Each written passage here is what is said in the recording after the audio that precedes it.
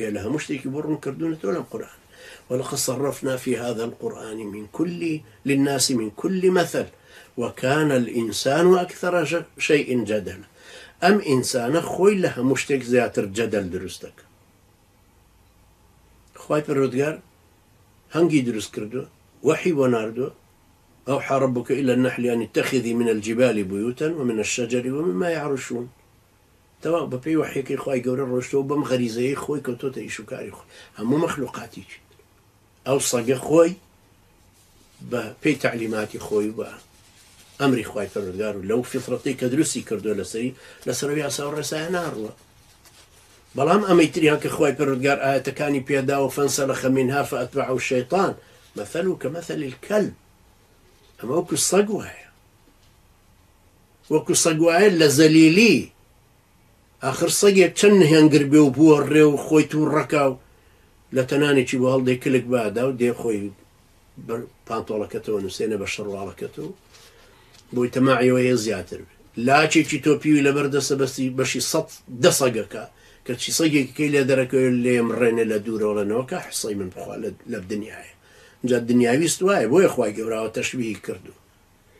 او كسي انحرافي كردو لاسلامك وازي لوحيك هنا بو برلمان ووزارة وديمقراسي وما في انسان شقي لاسلامك هالداوك عبد الرحمن زنديق وانا 6 مليون يتري بديتي هر ايوه انا يتر فيري بارا خواردن بون بروا يسا ملا بشير طبعا كبيشينا خوش بيبلين ملا بلام هر ضروري بيبلين ملا يسا نهابي نسون انحرافي كردو أو صقكي سورة أعراف أو كركي سورة جمعة بارتي باري لنا ولا برو أو بارم ببجانا بغدا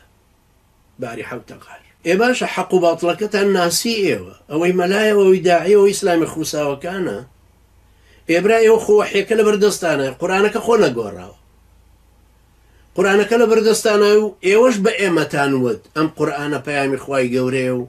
أبي لسري برورد بينو أبي لبريب كينو بي لينو وباور ما فيه بي وبي سلمينين بي تسبينين دعوة بكين حتى هذا صلاة ما نبي هيس بيكوانين دوي دار الإسلام درستكين جا حكم إسلام ديت بيشو عمري كوري خطاب جاريج كقابلية ويبيتو شنك عمري كوري عبد العزيز لنوتونو هجريا هاتو حمو أم مجدانا إيو بيتام دي لحفتا واشتا كان كشي أسا كريشتان سبيب وبير بون بكر بون بصقكي سورة يعرف واستان لدينك أنا بو أي أقصانية كم تندروبو كبيمتان ود ينقصي استاتان درويا يا تشاورب كين لما استاشتان باش قزب بنو ديسان دوای ما وجهك بمان بلن غلط جا سبحان الله ام اسلاميانش ناش بينم بلا غلط مانكر چوكي شكاوا كنار دراوا زليل كراوا كتشينا الله غلط مانكر دو ليج هموي باجتهاد غزانه هموي بيجائز چیە ئەو شتێکەوە بووە بە بربەست لەوەی کە هیدایەتی خوای وەرنەگرن و باوەڕی پێنەهێنن چییە ئەو شتەی وای لێ کردوون ئەم مەنهەجە خوایە وەرنەگرن و بیکەن بە دید و ڕێبازی کۆمەڵکاریان چی وای لێ کردوون ئەم ئیسلامەتیە نەکەن بە دەستور و شەریعەت و یاسایان چی وای لێ کردوون ئەم ئیسلامە نەکەن بە مای پەروەردەبوونی خەڵکی و ئاڕاستەکردنی کۆمەڵگەکەیان چی وای لێ کردوون دنیاویستی چی وای لێ کردوون بکەونە قاڵبی ئەهلی کوفرەوە دنیاویستی